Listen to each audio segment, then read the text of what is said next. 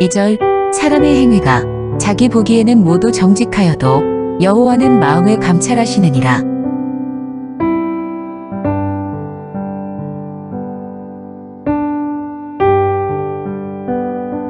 21절 공의와 인자를 따라 구하는 자는 생명과 공의와 영광을 얻느니라.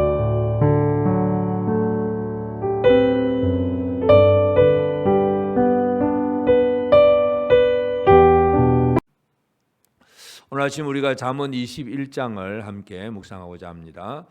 계속해서 이 솔로몬의 잠언은 하나님 앞에 우리가 어떤 삶을 살아가야 되느냐 하는 것, 하나님은 어떤 분이신가를 얘기하면서 이 하나님 앞에서 어떤 삶이 진정한 지혜로운 자의 생활이고 복된 생활인가를 가르쳐주고 있습니다. 그래서 어떤 이 선한 윤리적인 도덕적인 교훈보다 하나님이 어떤 분인가를 알고 그 하나님 앞에서 바른 삶을 살아가는 것, 이것이 우리의 삶에 가장 중요합니다. 그래서 1절에 보면 왕의 마음이 여호와의 손에 있음이 마치 봇물과 같아서 그가 임의로 인도하시느니라. 왕의 마음이 여호와의 손에 있다. 하나님의 손에 있는 왕의 마음. 그래서 이 하나님께서 이 왕의 마음을 이끌어 가시는데 마치 봇물과 같아서 이렇게 이 수로를 만들어서 이 수로를 이제 마음대로 원하는 대로 그 물길을 잡아서 물을 공급하는 것처럼 하나님께서 그 마음을 이끌어 가십니다. 하나님은 왕의 마음을 주관하시는 하나님이십니다. 그래서 이리저리로 방향을 잘 이끌어 가시는 분이 바로 하나님이신데, 그리고 하나님이 또 2절에 보면 사람의 행위가 자기 보기에는 모두 정직하여도 여호와는 마음을 감찰하시느니라. 하나님은 사람의 마음을 감찰하시는 분입니다. 사람은 외모를 보지만 하나님은 사람의 중심을 보신다. 사무엘서에서 바로 그런 얘기를 하고 있습니다. 하나님은 사람의 마음을 감찰하십니다. 그래서 우리의 마음을 이끄시고 우리의 마음을 감찰하시는 하나님이시고, 그렇기 때문에 3절에 보면 공의와 정의를 행하는 것은 제사 드리는 것보다 여호와께서 기쁘게 여기시느니라. 제사를 드리는, 예배를 드리는데 공의와 정의가 없는 예배, 그건 하나님이 기뻐하지 않는 것입니다. 하나님이 예배자에게 있어서 뭘 원하시느냐, 예배 자리에 앉아 있느냐, 이걸 원하는 게 아니라 공의와 정의를 행하는 삶으로 하나님 앞에 나오느냐, 이것을 원하십니다. 예수님께서 그 바리새인들, 유대인들을 향해서 하셨을 그 11조에 대해서 얘기할 때도 그냥 11조 제물만 드리는 것이 유대인들의 삶이었다면 분명히 있어야 될 공의와 정의로움, 이걸 버리고 의와 인과 신을 버리고 이 물질로만 11조를 드렸다는 얘기죠. 그러니까 이것도 행하고 저것도 행하고, 예수님 두 가지 다 강조를 하셨는데, 하여튼 이 하나님은 사람들의 예배자의 그 예배를 보시는데 그의 삶을 보십니다. 예배자로서 공의와 정의를 행하는 자로서 하나님 앞에 나오고 있는가, 이것을 바라보신다는 것을 기억해야 됩니다. 12절에도 보면 의로우신 자는 악인의 집을 감찰하시고 악인을 환란에 던지시느니라. 그래서 의로우신 자, 하나님은 악인의 집을 감찰하시고 그래서 결국은 그 악인을 심판하시는 하나님이십니다. 그래서 이 하나님은 어떤 분이냐, 한마디로 하나님은 우리 사람의 마음을 감찰하시는 하나님이십니다. 우리의 마음과 생각을 살피시고 이것이 올바른 뜻으로 올바른 의도 속에서 바르게 믿음 생활을 했는지 안 했는지 하나님은 그것을 살피시는 하나님이십니다. 그래서 우리의 행위는 그냥 믿는 척 할 수도 있고 예배 드리는 척 할 수도 있습니다. 그러나 하나님은 마음을 살피시는 하나님입니다. 그렇기 때문에 그 하나님 앞에 진짜 이 잘못된 헛된 일이 무엇인가 하는 문제는 4절에 보면 눈이 높은 것과 마음이 교만한 것과 악인이 형통한 것은 다 죄니라. 눈이 높은 것, 마음이 교만한 것, 악인이 형통한다. 악인이 잘 되는 것. 하나님은 이 사람들이 잘 되려고 애를 쓰면서 서로 높아지려고 하고 교만하는 것, 이것은 바로 하나님 앞에 바로 죄라고 분명히 얘기를 합니다. 이 사람들의 노력, 이 마음을 감찰하시는 하나님 앞에 언제나 믿음으로 행하지 않는 인간의 어떤 높아지려고 하는 노력들은 하나님께서 오히려 죄라고 얘기합니다. 이 사람들은 6절에도 보면 속이는 말로 재물을 모으는 것은 죽음을 구하는 것이라 곧 불려다니는 안개니라. 재물을 모으는 것이 목적입니다. 그런데 어떻게 모으느냐? 속이는 말로. 거짓말로 사기치고 돈을 모으려고 하는 거, 어떤 방법으로든지 하여튼 부정한 방법으로 재물을 모으려고 하는 것은 바로 하나님 앞에서 이 사람들은 헛된 노력이라는 것입니다. 하나님은 마음을 감찰하신 하나님인데 사람은 속이는 말로 그저 재물만 모으면 된다고 생각을 하고 있습니다. 9절에도 보면 다투는 여인과 함께 큰 집에서 사는 것보다 움막에서 사는 것이 나으니라. 큰 집을 지으려고만 애를 쓰지 그 안에서 식구들끼리 서로 화평이 없이 다투고 그렇게 산다면 그것이 참 하나님 앞에 어리석은 일이라는 것입니다. 아무리 궁궐과 같은 그런 좋은 집을 짓고 널찍한 그런 좋은 환경을 만들어도 그 안에 화평이 없고 다툼이 있다면 이것은 바로 하나님의 복을 누리지 못하는 생활입니다. 19절에도 보면 다투며 성내는 여인과 함께 사는 것보다 광야에서 사는 것이 나으니라. 그냥 다투면서 사는 그것보다는 차라리 광야에 사는 게 낫다. 그러니까 사람들은 이렇게 다투고 서로 높아지려고 하고 그리고 오직 물질 중심입니다. 큰 집에서 살려고 하고 그래서 부자 되려고만 애를 쓰고 이 부자 되려고만 애를 쓰다 보니까 13절에 보면 귀를 막고 가난한 자가 부르짖는 소리를 듣지 아니하면 자기가 부르짖을 때에도 들을 자가 없으리라. 가난한 자의 부르짖음에 대해서 귀를 막아버립니다. 이 사람은 하나님도 그 사람에 대해서 귀를 막아버리신다는 것을 강조합니다. 그러니까 오직 이 세상 속에서 그냥 높아지고 큰 집에서 살고 잘 먹고 잘 살려고 애를 쓰는 거, 그래서 이 잘 먹고 잘 사는 문제, 또 이 17절에도 보면 연락을 좋아하는 자는 가난하게 되고 술과 기름을 좋아하는 자는 부하게 되지 못하느니라.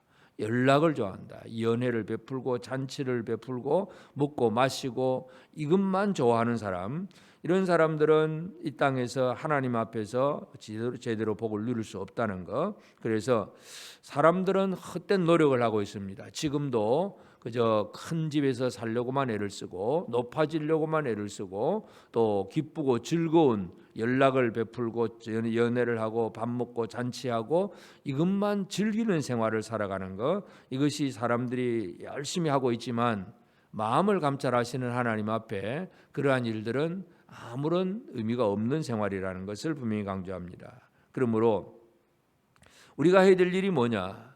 바로 1절에서 왕의 마음을 여호와의 손에 있다 그랬는데 결국 우리가 할 일은 우리의 모든 것을 하나님의 손에 내어 맡기는 생활입니다. 하나님의 그 손, 하나님의 손길에 우리가 내어 우리 자신들의 마음까지도 내어 맡겨놓고 신뢰하는, 하나님을 의뢰하는 그런 삶을 살아가야 됩니다. 그리고 그 예물을 드릴 때에도 공의와 정의를 행하는 삶을 통해서 하나님을 섬기고 예배하는 생활들, 하나님께 맡기고 진정한 이 삶을 통해서 하나님 앞에 예배하는 그런 생활들. 그리고 또 21절에도 보면 공의와 인자를 따라 구하는 자는 생명과 공의와 영광을 얻느니라. 우리가 공의와 인자를 따라서 하나님 앞에 구하는 생활, 그러면 어떻게 무엇을 얻느냐? 생명과 공의와 영광을 얻는다. 사람들은 생명을 얻으려고 영광을 얻으려고 애를 쓰지만 이 길을 잘 모릅니다. 공의와 인자를 따라서 구하는 생활이 중요합니다. 그래서 하나님 앞에 그냥 기도했다 이 정도가 아니라 그의 삶이 공의와 인자의 삶이 필요하다는 것입니다. 그래서 제사를 드려도 그냥 제물만 드리는 사람이 아니라 정의와 공의를 이루는 그 삶을 통해서 하나님 앞에 예배자로 바로 서는 것, 이것이 중요합니다. 그래서 또 23절에도 보면 입과 혀를 지키는 자는 자기 영혼을 환난에서 보존하느니라. 자기 자신을 철저하게 입과 혀, 말을 하는 것을 잘 지키는 것, 함부로 말하지 아니하고 이 불신의 말을 하지 않고 부정의 말을 하지 않는 것, 하나님 앞에 믿음을 고백하고 사랑으로 고백하는 이것이 우리에게 중요합니다. 그래서 입과 혀를 지키는 생활들, 바로 이런 사람들이 하나님 앞에서 그 모든 일들을 이루어 갈 수가 있고, 그러면 이 결론은 결과적인 면은 마지막 31절에 보면 싸울 날을 위하여 마병을 예비하거니와 이김은 여호와께 있느니라. 이김은 여호와께 있느니라. 그래서 우리가 열심히 노력하고 이것저것 뭔가 하려고 하지만 모든 결론은 어디에 있느냐? 하나님 손에 있습니다. 그러므로 그 하나님의 손에 내 모든 것을 내어 맡기고 그 하나님 앞에 진정한 예배자로 바로 살아가는 것, 이것이 진정한 지혜자의 생활이라는 것을 우리가 분명히 알 수가 있습니다. 그래서 오늘 이 아침 우리는 이 잠언 21장에 있는 이런 교훈들을 다시 한번 묵상하면서 나는 과연 어떻게 선하고 착하게 살 것인가, 이런 윤리 도덕적인 그런 문제가 아니라 하나님 앞에서 어떤 삶을 살 것인가 하는 문제입니다. 하나님은 우리의 마음을 감찰하시는 하나님이십니다. 우리의 마음과 생각을 다 지켜보시는 하나님, 그 하나님 앞에 어떤 행동만 했다는 그것이 아니라 진정으로 하나님이 원하시는 뜻을 따라 살아가는 삶이 우리에게 중요합니다. 정의와 공의를 행하는 생활들. 그래서 우리가 이 땅에서 무엇을 하든지, 우리가 직장에서 일을 하든 가정에서 무엇을 집에서 일을 하든 어디에서 무엇을 하든지 하나님은 나의 마음까지 살피신다는 것을 다시 한번 기억하면서 그 하나님이 바라보시는 것은 나의 삶에 정의와 공의가 있느냐, 인자와 공의를 가지고 제대로 구하게 될 때에 생명과 공의와 영광을 얻게 됩니다. 그래서 우리는 하나님 앞에 구하고, 그리고 하나님은 우리를 이기게 하십니다. 이김은 여호와께 있습니다. 내가 이기려고 애를 쓰는 것, 이것은 아무 의미가 없습니다. 실패입니다. 하나님만이 우리를 이기게 하시는 하나님이신 것을 늘 기억하면서 오늘 이 하루도 나를 감찰하시는, 내 마음을 내 중심을 감찰하시는 그 하나님 앞에 온전히 우리 마음, 온전한 마음을 품고 다 하나님 손에 내어 맡기고, 우리가 하나님 앞에서 해야 될 일은 바로 공의와 인자를 따라 구하는 그런 생활이 되고, 모든 이김이 오직 하나님 손에 있음을 알고, 이 땅에서 잘 먹고 잘 살려고 애를 쓰는 노력이 아니라 하나님 앞에 바르게 살려고 애를 쓰는 자로서 이 하루를 살아가시면서 이김이 여호와께 있습니다. 하나님께서 주시는 이김을 제대로 누릴 수 있는 복된 승리자로서의 삶을 살아가는 저와 여러분 모두가 되어지기를 주의 이름으로 축복합니다. 기도하십시다. 이제 오늘 받은 말씀으로 함께 기도하겠습니다.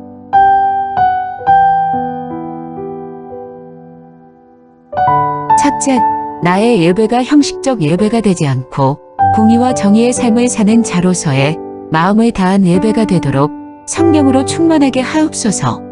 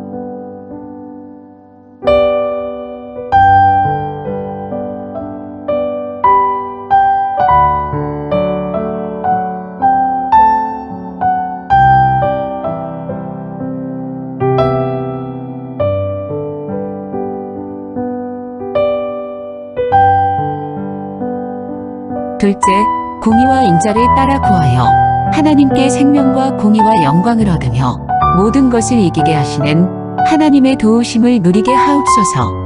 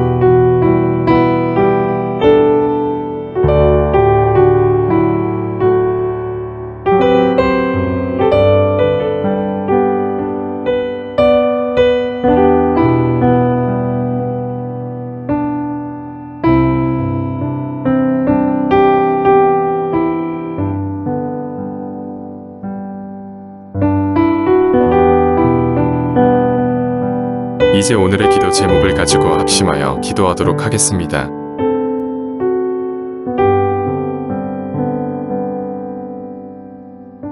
첫 번째, 하나님, 진리가 아닌 것에 고집스러움을 내세우지 않게 하시고 온유함으로 나아가게 하소서.